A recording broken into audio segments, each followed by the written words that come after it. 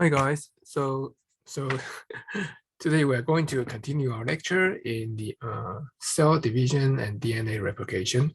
So here is the slides. Um, we are going to we talk about how cell goes through different stages, and during the S phase, these chromosome, the DNA will be replicated, and go through the G2 phase and then enter into the cell division phase. And during that time, we have the IPMAT, the metaphase, and a prophase, metaphase, anaphase, and the telophase to go through the entire division process. Now, the DNA replication is an important one, especially for the to understand the human genetics and particularly the human genetics. So we are going to look into this one into more detail. So you can see this picture here show you that this is the one chromosome, one DNA, double-strand DNA, and it got repeated. So you get the idea that basically the DNA replication is to use both strand, is double strand, both strand, and use the codes on each strand to gather the complementary bases, the nucleus with the complementary bases. If it's G, it's C, if it's A, it's T. And so using that, we generate a copy from one strand and a copy from the other strand. And by doing so, we generate two double-strand DNA. So that's that. So before we go into that, let's review a little bit about the DNA structure. So DNA is the building block. DNA is let's see that DNA.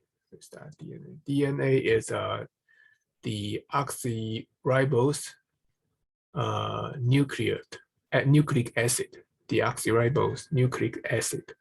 So that is an acid, that is a long acid. It has this sugar part, it has a phosphate, it has a base. So the DNA structure is very much like this one. Here, the sugar part, deoxyribose, and there is a total of 5 carbon with this sugar. 1, 2, 3, 4. Sorry, it should be 1, 2, 3, 4, and 5. So 5 carbons. Yes. So 1, 2, 3, 4, 5.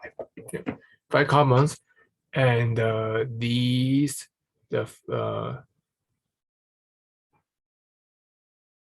and it connects this carbon 1 connect with a base. This base can be guanine or could be adenine, guanine. This end will connect with this sugar. Thymine, this end will connect with this sugar, and cytosine. So that is the DNA base. So we have the we show for the GCAT. That is a four different bases can be attached to these sugar, and the other one is chromosome 1, 2, 3, 4, 5. The carbon 1, 2, 3, 4, 5. The carbon 5 will connect with a phosphate group. So that is a building block. The monomer of a DNA polymer. DNA, this is a polymer. So that's the basic structure. These base, there are 4 different bases, and it can be classified into 2 groups. One is a two rings structure. This is called the purine. These 2 purine can be either guanine or adenine, or it could be the pyridinase, and that's one ring structure. Pyridinase.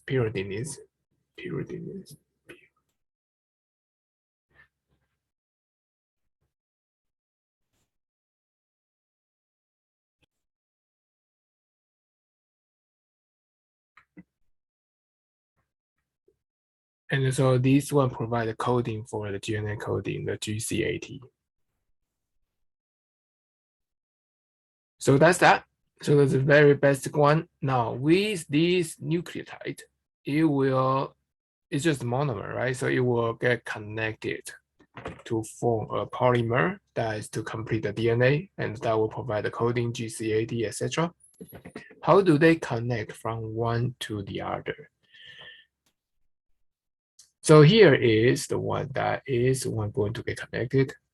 These will be the carbon C. Okay, so it's a 1, 2, 3, 4, 5 here. These OH, this H will get removed. This will conduct the dehydration synthesis.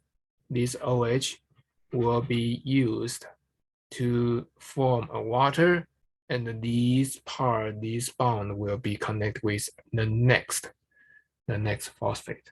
So let's take the next nucleotide on that phosphate group. So let's take a look.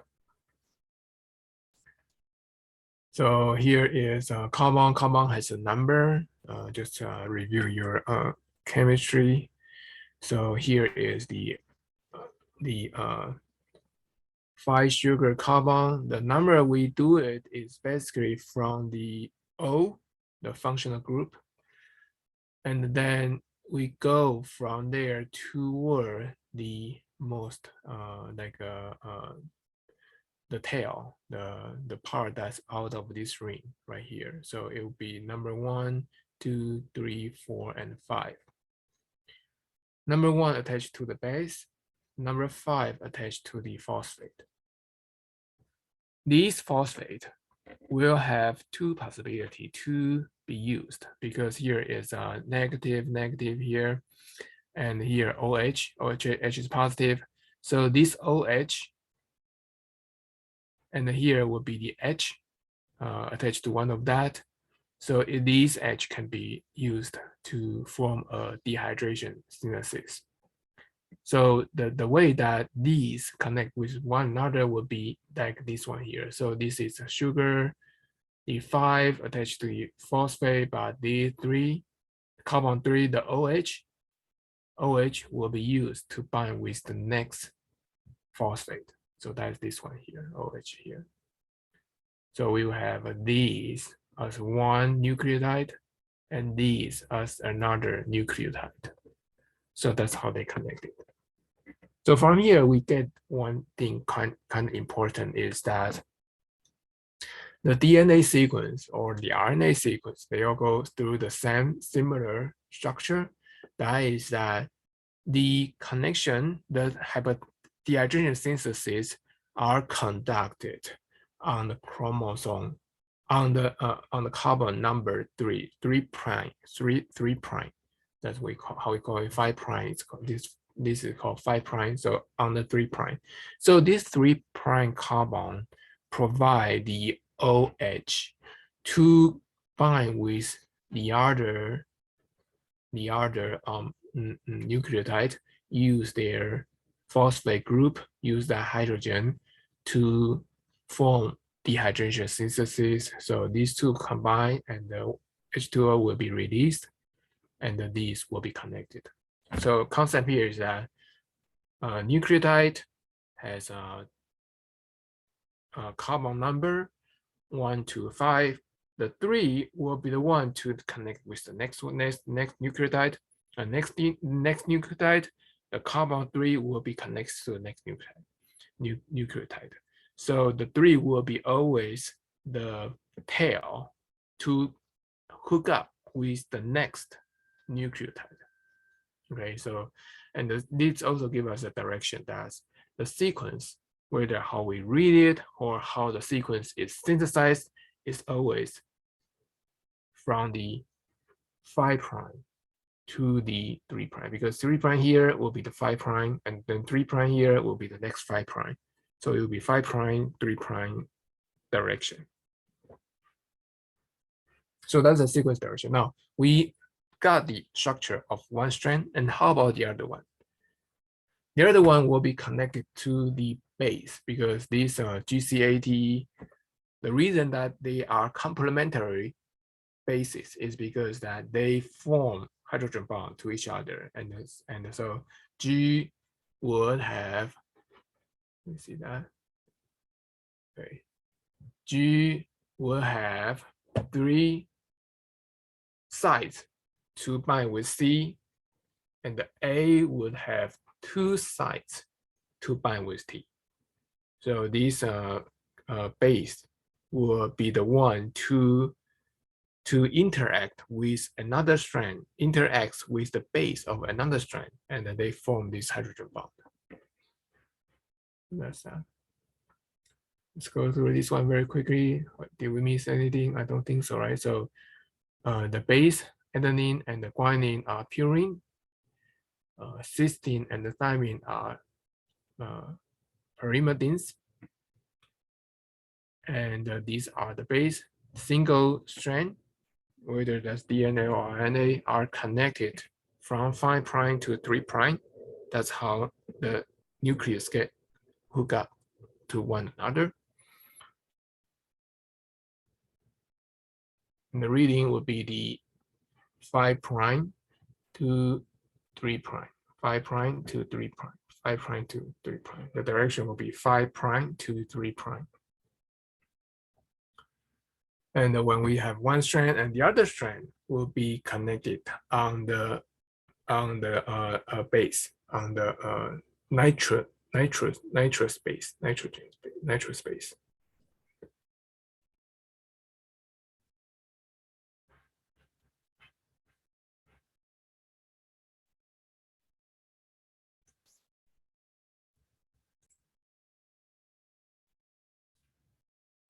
So that's how these 2 strands connect with each other. So we get all these, like the single strand are connected on the sugar from 3' to 5', and the 5' connect with the phosphate, 3', 5' connect phosphate. As for the double strand, the connection between strands are connected on the nitrogenous base. That is T with A, G with C. So that's how they connected.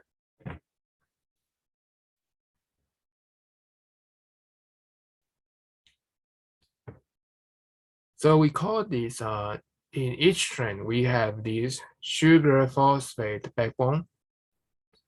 And the between strand is the nitrogenous base complementary bases. The direction of one strand and the other strand are go parallel but in opposite direction. In one strand, it will be 5' to 3', but as for the other strand, it will be 5' from the bottom and 3' from to the top. The way we read it always, or the way we read or synthesize is always 5' to 3'. So we basically, if there's from the beginning, from the scratch, it will be single strand. And then for this one, it will be connection from the 5' to 3'. This connection is called the antiparallelism, that two strands run to opposite direction. Another thing you need to know is that each strand is formed based on the sugar-phosphate backbone. We call this sugar-phosphate backbone. That is the way that it's connected. All right, so we have all that in our basic idea. Here's a summary of that. DNA double helix backbone is the sugar-phosphate helices. And between 2 strands is connected based on the complementary bases, A with T, T with A, G with C, C with G. AT are purine, TC are pyrimidines. These 2 strands run opposite direction. We call this is sense. This is anti-sense. That sense is the correct one. That or the correct order, that is from 5' to 3', and the opposite strand will be 3' to 5'. But we read it from 5'. So that is these, you got a strand, how would you oriented it? You basically read 5' to 3', and you know that the other side will be 3' to 5'. So that's that. Now with this one, the next thing is that the goal is to learn how they got replicated, right? How do we have this string, right? Double strand DNA. How do we replicate it? How do we make a copy from one to the other? So that is a task. How are we going to do it? Or how does the nature do it? So the nature do it is that it will, hold on a second.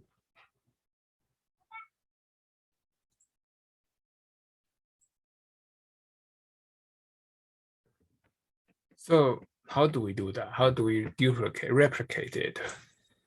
So the way that nature does, or cell does it, is that it will open up and then use the strand as a template and to replicate it. So by doing so, you can imagine that first we got to have some enzyme or protein to open it. We got to have some enzyme or protein to keep it open. And then we got to have some enzyme to protein to conduct the nucleotide attachment to one of the strand and the other strand. So we do have that. So let's take a look. So basically, this one summarizes these replication process. The first process is that this is parent DNA. The first process will be that it will be get opened, and then it will go to the fluid to find the complementary bases to attach to it. When it attached to one, then the 3', this one will have it's 3' and it's 5', the 3' end will connect with the next one, the next one, the next one, the next one. So that's how they are formed. DNA replication during the S phase of the cell cycle. And we need to unwind these strand, this coil, this chromosome, and then separate two strands, and we collect these new nucleotides to it, and then connect them and then together. This process is this model is called a semi-conservative model. Why do we call it semi-conservative? Let me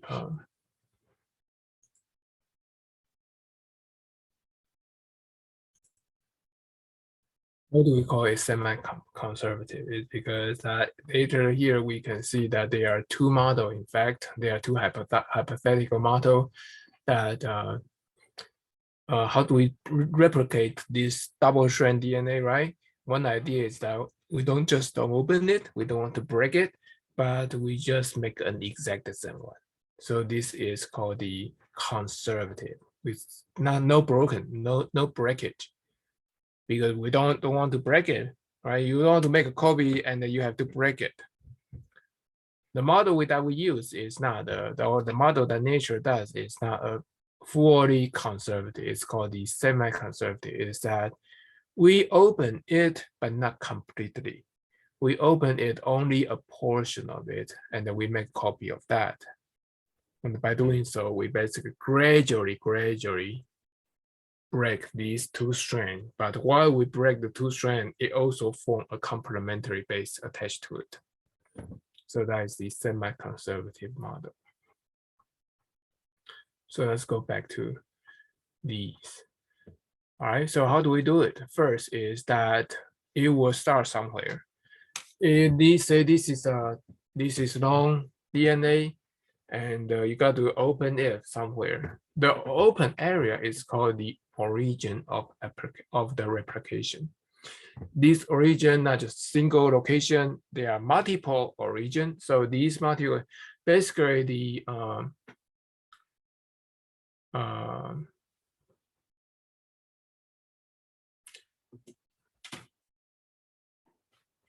the enzyme called the helicase. Helicase basically is the enzyme to break the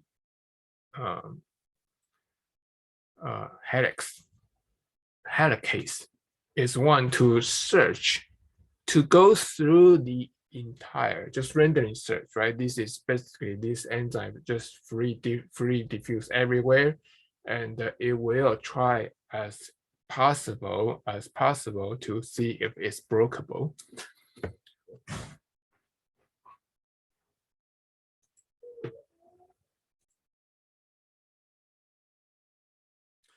And so it will find this spot, basically the weak point, right? And then it will open up.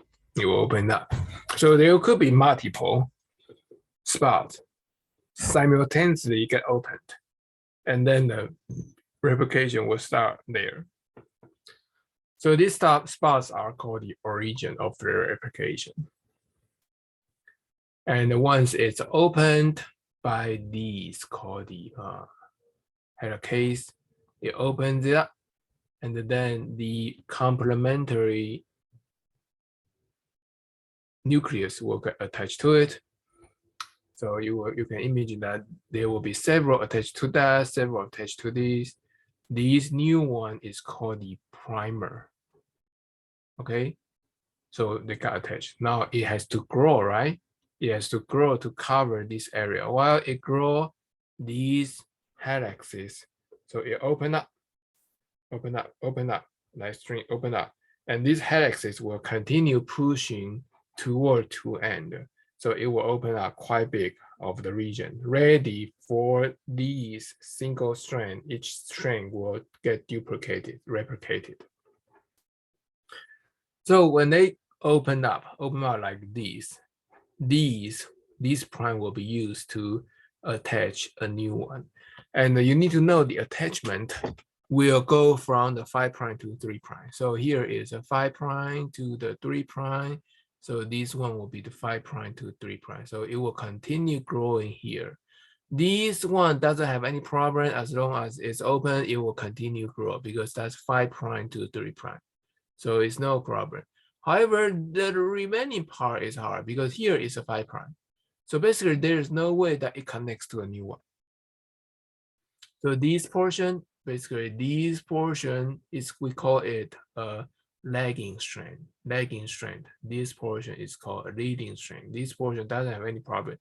5' to 3', it just keep continue adding on to it. You're playing a Lego, you have to connect to it.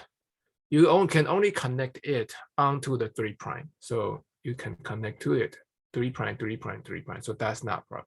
However, this part will be the problem because here it's a 5'. It cannot be the one to connect to the next one. So you will have another primer somewhere here attached to it, and then grow from there on. You can always grow from the 5' to the 3'. So we have the leading strand and the lagging strand. The lagging strand will be discontinued, like only a piece here, a piece here, a piece here. These pieces is called the Okazaki fragments. So the quiz question would be that during DNA replication, where do you find the Okazaki fragment? You will find it in the lagging strand. So opens up the helicase.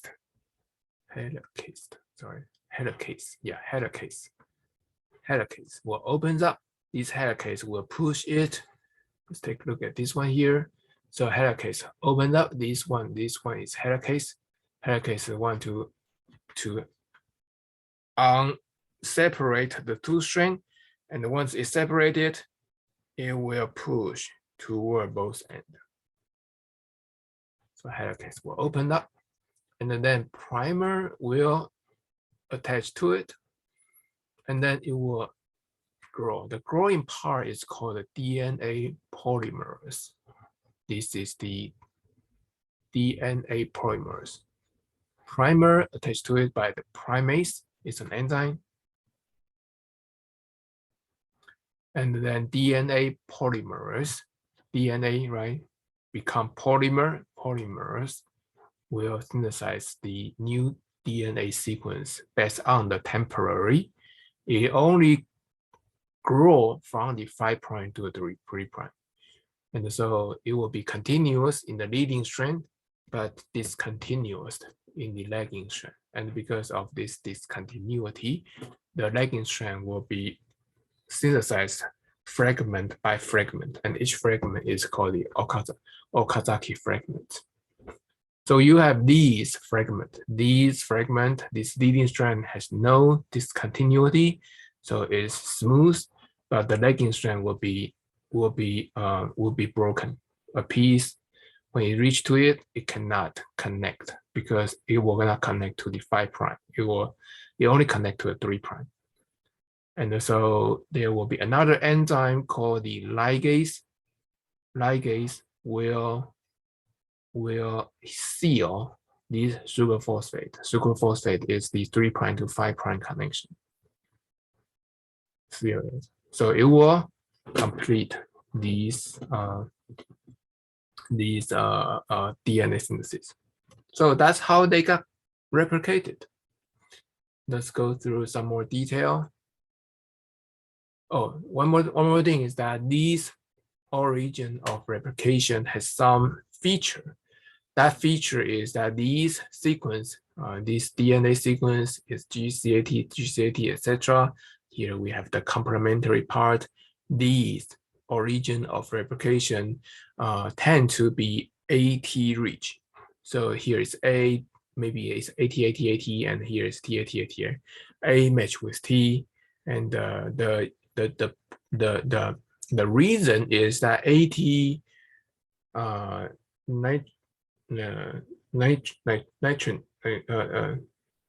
nitrogenous base. Sorry, nitrogenous base. There's that DNA nitrogenous base, nitrogenous base. These AT base are connected with 2 hydrogen bond. So it's weaker compared to the GC complementary base. So if the region has a lot of AT, then that region is easier to get peel apart. And so that is a region for the DNA, for the origin of the replication. Yeah. So let's look at the detail here. We have the prime helicase to open it up. And this helicase will, once it open up, it will push toward 2 ends and leaving these 2 strands openly available for the primase to attach to the primer, and then the new nucleus will attach to it by the DNA polymerase. So 3 is the primase to attach to the primer. 4 would be the DNA polymerase. Yeah, so it attached the new one onto it. And then this one, if you just look at one side, it will be open like that. It's supposed to be open like that, open like that. This part, we call it a fork. We call it, where's that? This is the replication fork. All right. So that's this one here. DNA polymerase will attach the new nucleotides to it and grow from the 5' to the 3'. And here, because these helicase continue to push forward, these growing will have no problem. It will be continuous.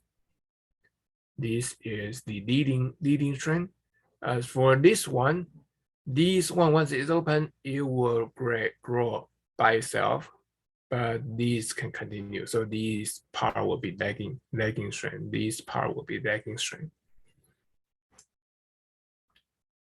And then continue, right? Growing, nothing really new. The discontinuous one will be will form this Okazaki fragment.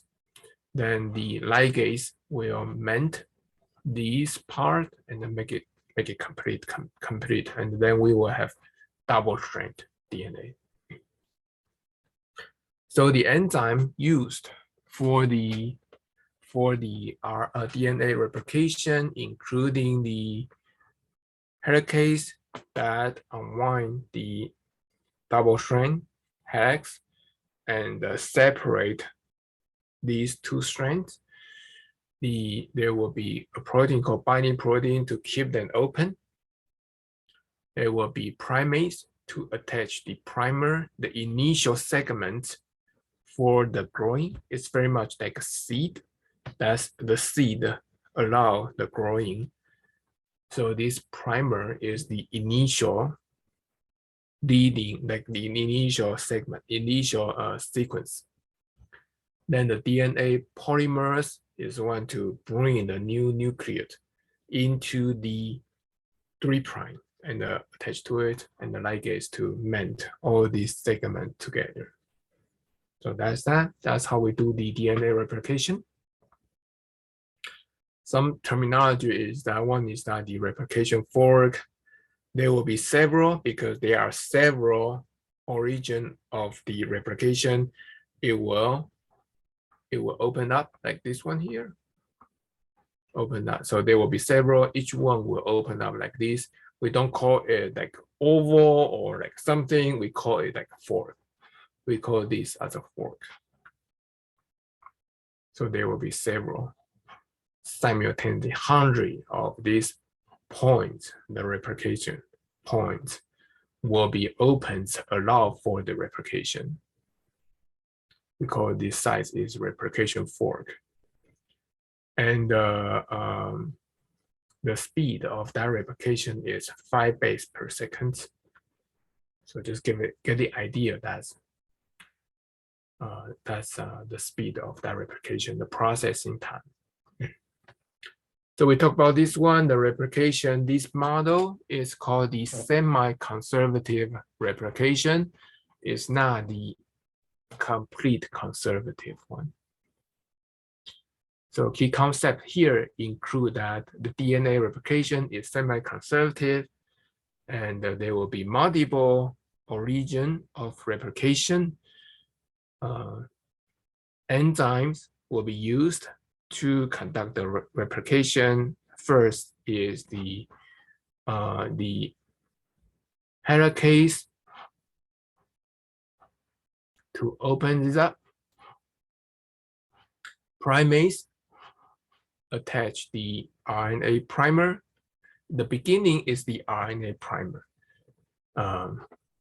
It's because the RNA primer is, that's how nature uses it. They don't use DNA primer. So one thing that we didn't really go through the detail is that these primer are the ribose